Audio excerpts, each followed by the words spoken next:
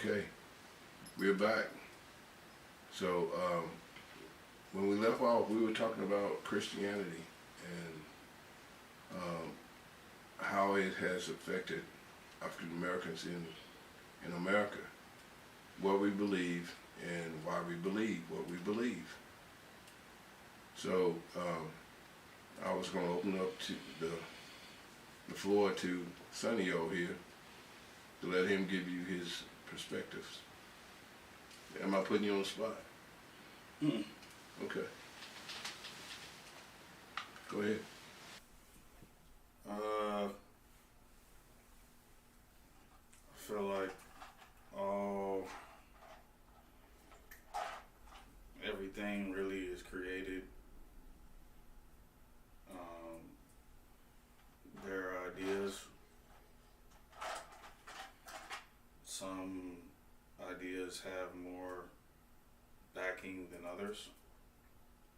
So what are you referring to? Religion. Okay, go on. So,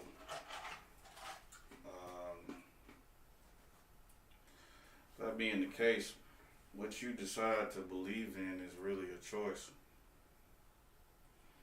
So you think that's what God gave man, was a choice? Mm-hmm. So what about when your choice is you don't have that many options? You only have one choice. So is that really a choice? Or is that really saying that this is what you want, this is what you should be doing because this is what I'm telling you to do? So Black America, Black people, when they were in slavery in America, did we really have a choice?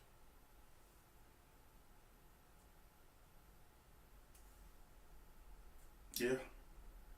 What was the choice? Either live and conform or rebel and die. Well, most people are not going to die.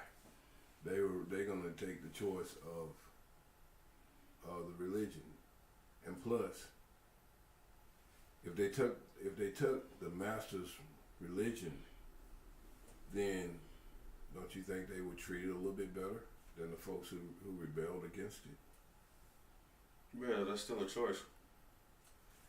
Yeah, but when you are in a position where you could get killed or your wife raped or sold, is that really a choice? Yep, still a choice. So, yeah, I think you're looking at it from the standpoint of a person in today's time.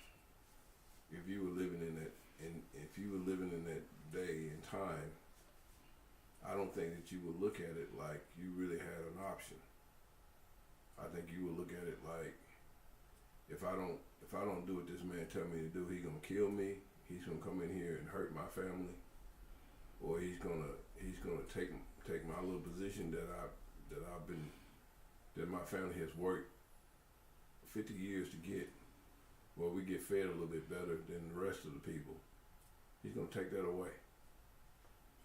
So when you start to look at why Black people did certain things during slavery, I think you can see a sort of correlation in terms of why they do things now. You know, everybody wants to be on top. Everybody wants to eat better than the next person. See, one of the things that I realized about the children of the sun versus the children of the ice, the children of the sun will invite you in to have dinner. The children of the ice will come in and eat at your table and then destroy you and take everything that you put on the table and said that they prepared it.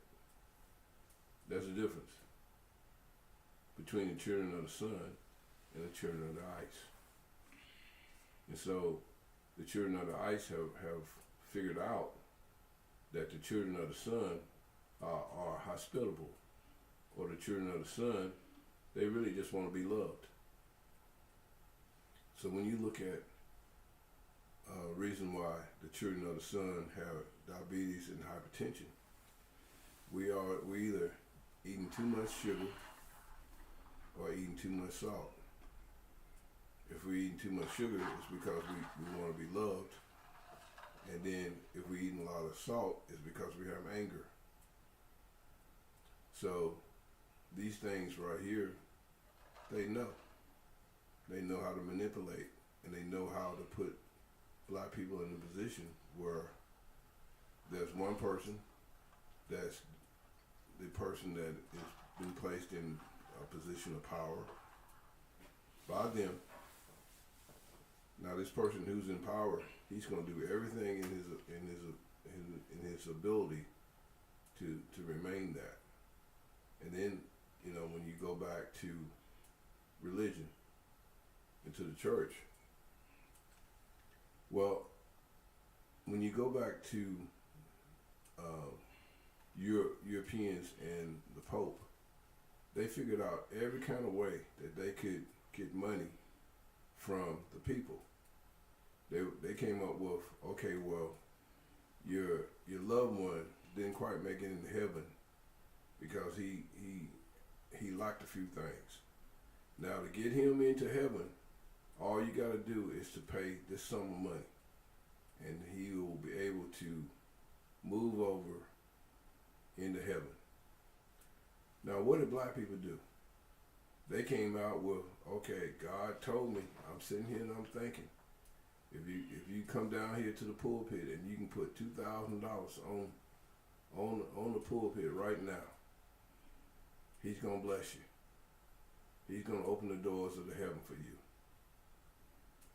That wasn't nothing right there. Was what a copy what the Pharaoh, not the pharaohs, but the priests, the Catholic priests, did hundreds of years ago to get people to buy into what they were selling. We're doing the same thing now. So, if the children of the sun, we worship nature. We worship what God had created.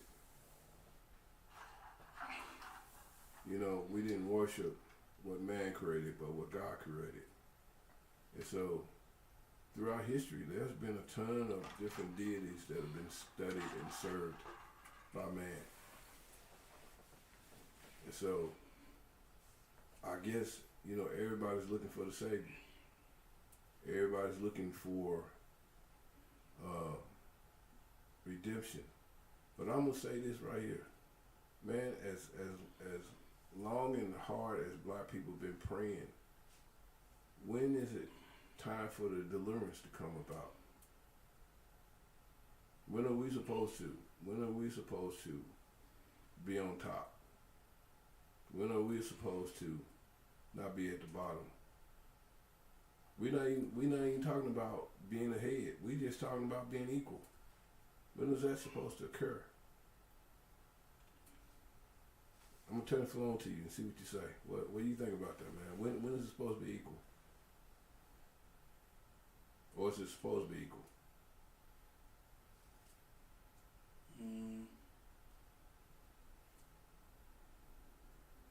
Equal. I don't think equal exists in capitalism. So is capitalism something created by God, or is it created by man? It's created by man. So is religion a part of capitalism? Depends on who you ask. Well, what do you think?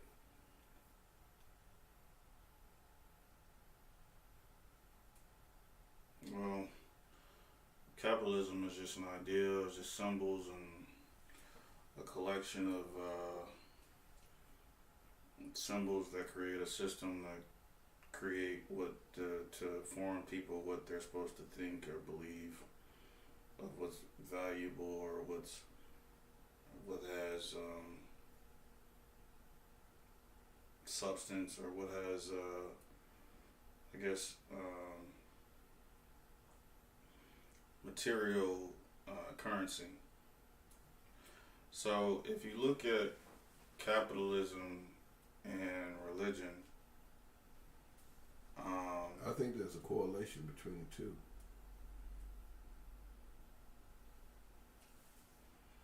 Yeah, I mean, one is dealing with material, and one's dealing with um, the the government or the spirituality of individuals. So what happened to the separation of the state and religion? Why are they supposed to be uh, not sort of like, you know, in the same vein of things, but in reality, the people who write these laws, they go to church. You know, something that really just blew my mind was like, you know, they say that there's segregation, right, or integration. So why are black people trying to go to white churches and white people not trying to come to black churches? It is just the biggest crock that I've seen. You know, you have flocks of black people who try to migrate to white establishments, but you don't have that in return. So in reality, you know, let me put it on me, not for you. There's a semi kind of like existence in America that says that we have integrated, but in the most important things to me, spirituality, where you worship, where you live, economics, those things right there are not fully integrated. Now, so what the capitalist person can say is, well, look at Michael Jordan over here. He's a billionaire. Look at Tiger Woods over here. He's a billionaire. But if Tiger Woods is a billionaire, he has created 10 white billionaires. Believe you me.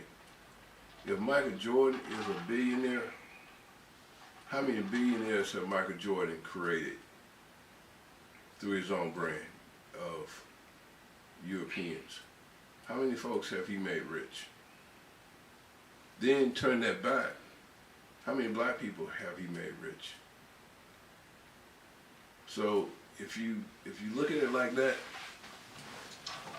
then you kind of understand that, okay, he's making money for them, but he's not making money for us.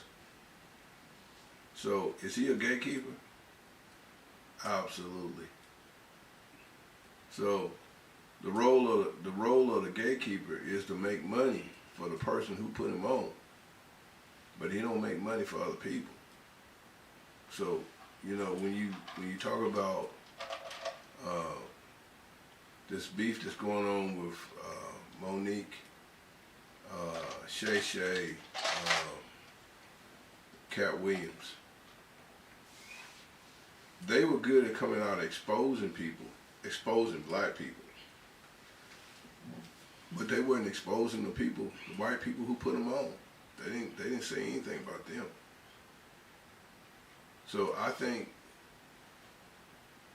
that's kind of like, you know, you kind of being a coward.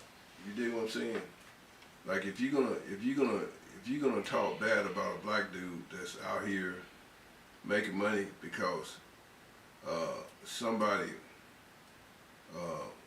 put him on that's of the other race, and he's getting paid money, and so his job is to, you know, distribute who gets money and who don't get money, and to make sure that the person that put him on is not paying out more money than they should pay. Well, they're trying to expose these people and make these people look bad. Not these people. They're exposing the black people who are the gatekeepers, but they're not saying anything about the people who put them on. So why are we passing? Why are we looking at the low hanging fruit instead of the people that put these folks in place? What's your comment? What do you think on that, man?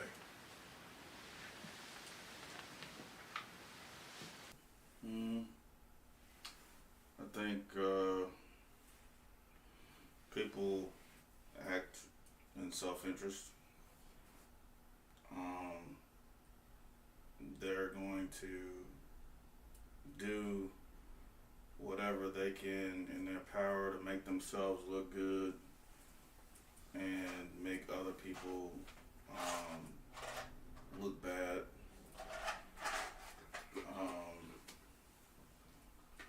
It's really just about what the individual person is going to get in return. Is that almost like looking at life like, okay, you have folks who believe in capitalism, and when I talk about how white people treat other white people, and then how white people treat black people, they treat other white people just as bad as they treat black people. So what I'm saying is, I don't know if it's an inherent nature, but it's always they have a capitalistic mindset, and a capitalistic mindset means that I want to dominate. I want to win at all costs. So I look at that and like listening to Deion Sanders when Colorado plays. He says dominate. Those are their words. They want to dominate. And so when it comes to, like, think about it, man. It's enough wealth out here that nobody in the world should go hungry. So why do certain individuals feel like that they have to collect every dime and put it in their bank account instead of feeding the homeless, instead of taking care of people who don't have the ability to take care of themselves? Where does that mindset come from? That's a European mindset. Now, I don't care how you look at it. Just like I said before, you can talk about reparations all day long, but let me put it to you in a way that a black person will understand. 1 second. Okay. We have taken your block. We have taken your identity. We have made you call I set your set. We have made you worship everything that we worship. We have taken your ability to make money away. We have used your women anywhere we saw fit. We have put a position where your men cannot work unless they work for us. So what makes you think that we're going to turn around and give you reparations when we control everything you do and everything you say, everything that you hear, and everything that you read? What makes you think that we're going to all of a sudden be honorable and give you a chance to catch up to us? No. Because if you're on the same level as me, then I can't control you. And I want to have the ability to say, hey, look, if you say one more word, I'm gonna pull you off air. If you say one more word, You know, I'm gonna say that you being anti so and so because I have the ability and I have the power. Not that I have the physical strength to do it, but I put the pieces in place where I can basically destroy you if I choose to. And so if you don't dance when I say dance, jump when I say jump, run when I say run, or sing when I say sing, you are done. And that's how it is in America. It's funny, I went to Brazil, and the folks the black people in Brazil, they were catching the same hell. So why are the children of the sun all around the world catching hell? Can you answer that, son? Have you ever thought about that?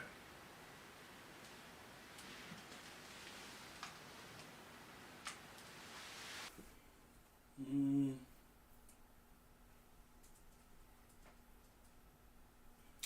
don't know why.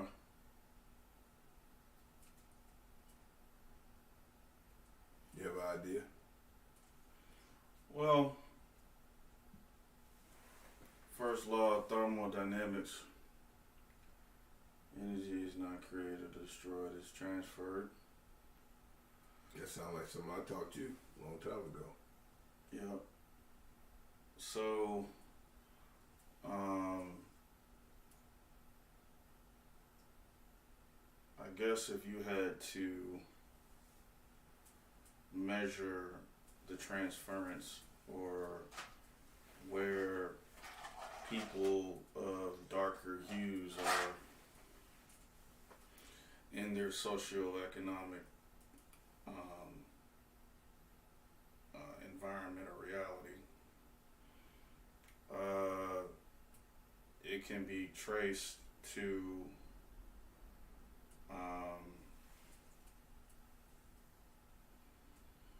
I guess the weaponization of religion and its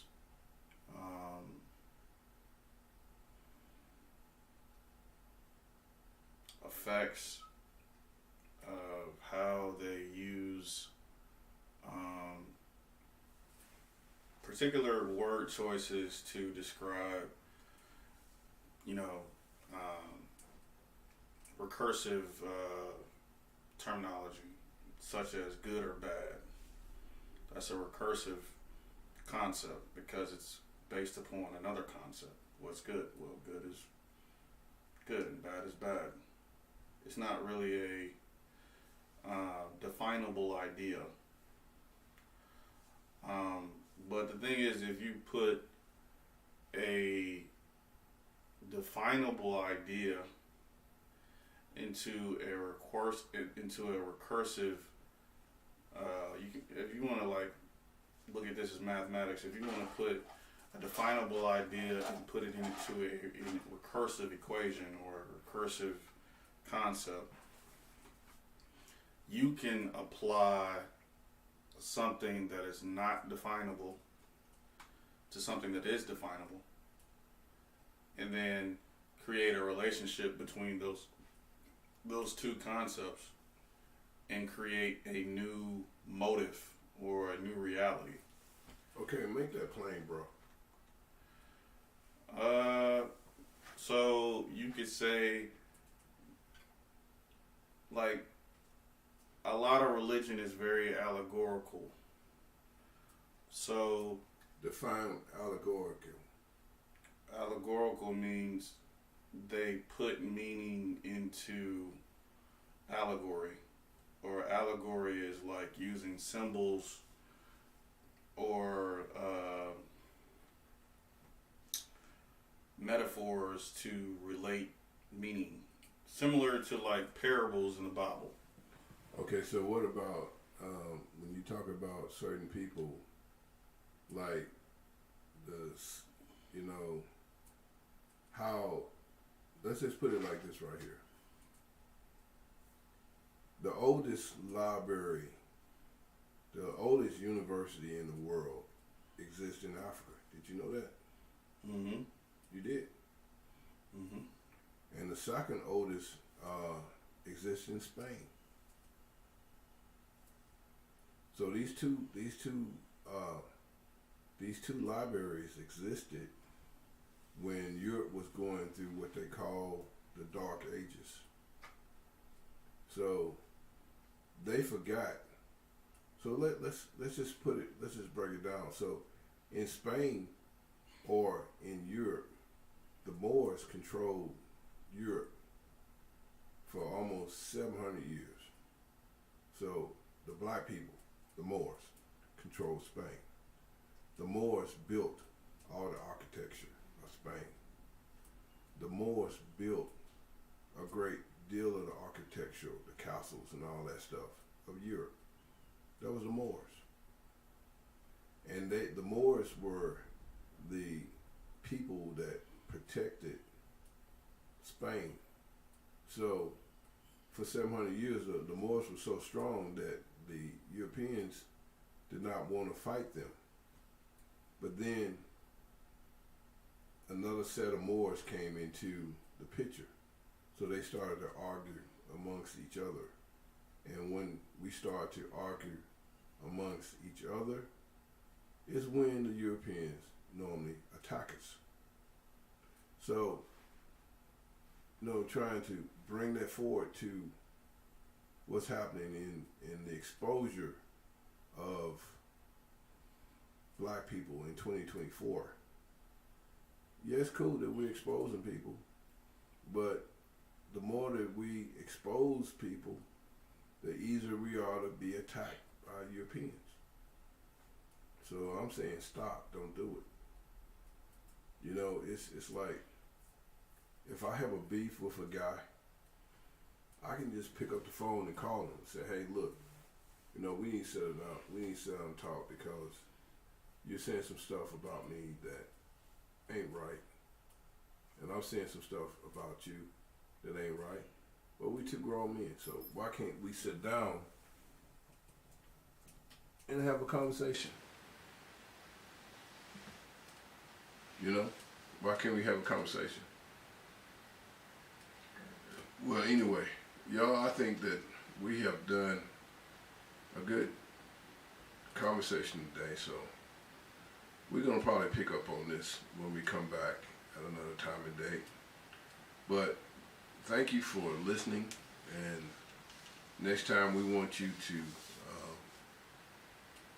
give your comments online so you can be a part of this, and I understand that we're new at this, and it's going to take a little time for people to start to understand what we're trying to say.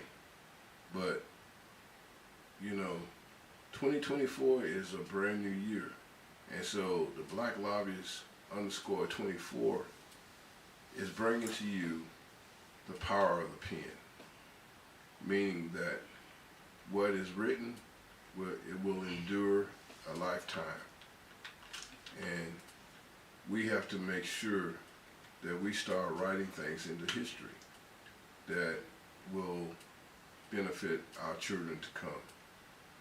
So God bless you and thank you, and we look forward to talking with you again. Ciao. Look at you there. Go ahead and just end it.